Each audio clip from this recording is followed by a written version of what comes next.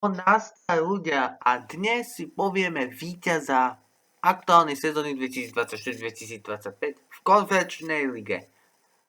Aktuálne, keď ti mám povedať pravdu, tak v tomto bude úplný bordel, že? A uvidím, aký mi vyjde víťaz.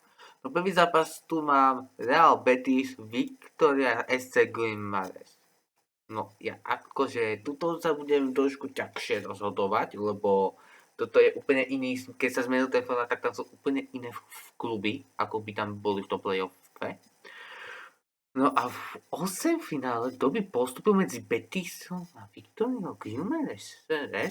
Tak ja si myslím, že Guimares má tam natrápil sa, ale ja myslím, že medzi týmito klubmi, keby som sa mal rozhodnúť, tak ja dám, že Real Betis, lebo Real Betis tam začína až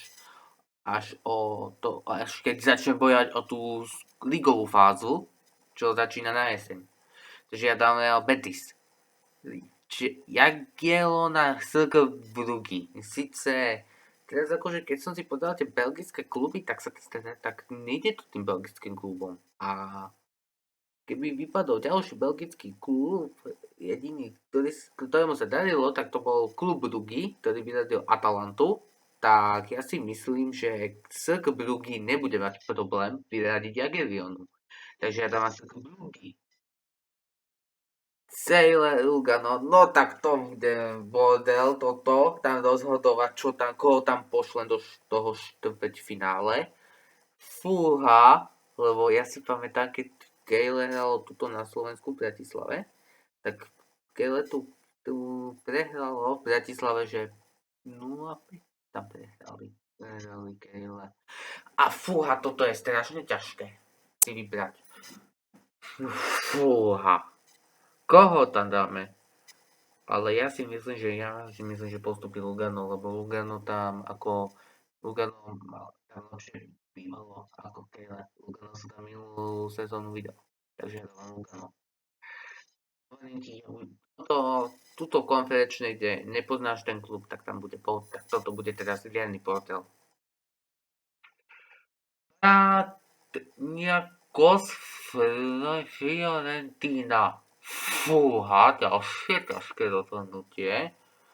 No, Panathinaikos sa natrápil a Fiorentina tam dobre vieme, že ide až do finále, ale do finále Fiorentina úplne doveza, takže ja dávam Fiorentinu, lebo keď si zápasy finálové Fiorentiny, tak to tam bolo. Ale to bolo pekné tam.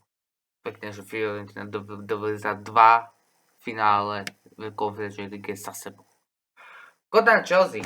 V Kodani není Vavro a Chelsea tam tak trieskala s tým kladivom, ako keby som si povedal, že čo sa trase zem.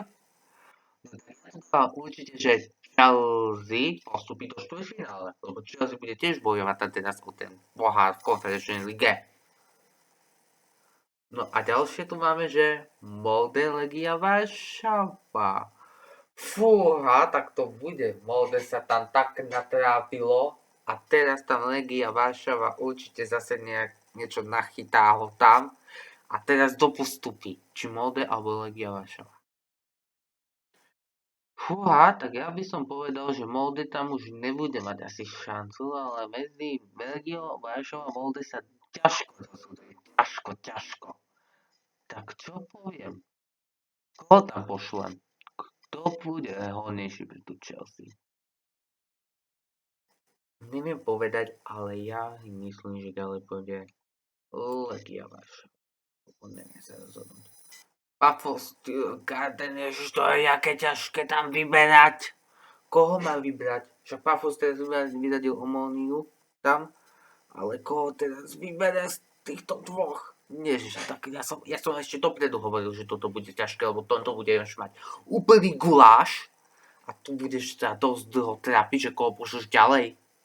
Fúha, tak to budem dosť rozmýšľať. Ale ja si myslím, že Pafos Gardenom koho tam dáš, že toto je úplný guláš. Úplný guláš z tohto máš. Z tohto by mal každý jeden človek. Úplný guláš. Ale uvidíme vo štvrtok, čo nám vymyslia.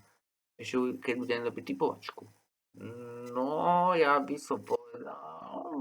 Neviem sa rozhodnúť. Počkaj, tak si oči. Koho som dal? Takže ja som dal, že The Garden. Takže som si ešte našťastie zakryl tie oči, lebo som nechcel vidieť, že koho tam dal. Ale padol mi The Garden. Takže to som nevedel si tipnúť.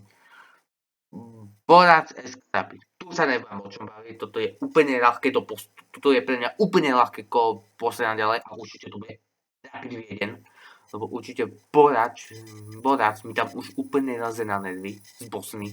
Úplne mi už tam asi odkedy začal prebiehajúci ročník všetkých európskych play-off, ten Borac mi tam úplne leze na nervy.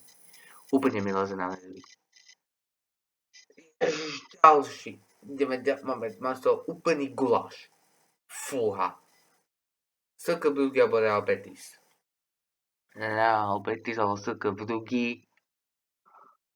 Ejha. Takže úplné guláše toto sú. Úplný guláš bude z toho. Ja si zase zakryjem oči a zistím, kto koho dám.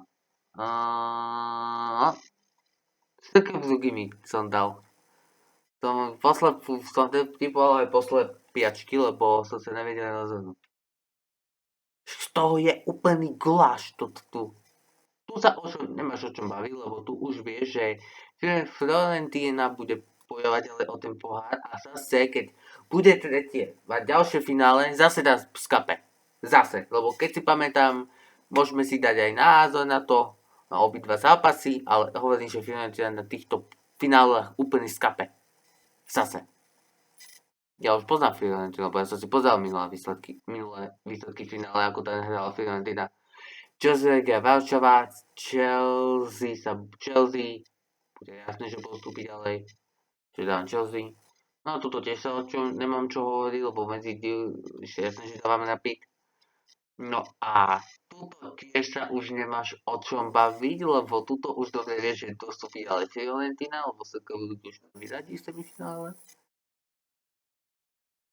No a tuto už je vo finále zase AS Krapia Chelsea, to jasne, že postupí čas. Tam. A tuto už dobre vieš, že Fiorentina zase dohnojí to finále, určite na 100% vidím už, že to dohnojí tam.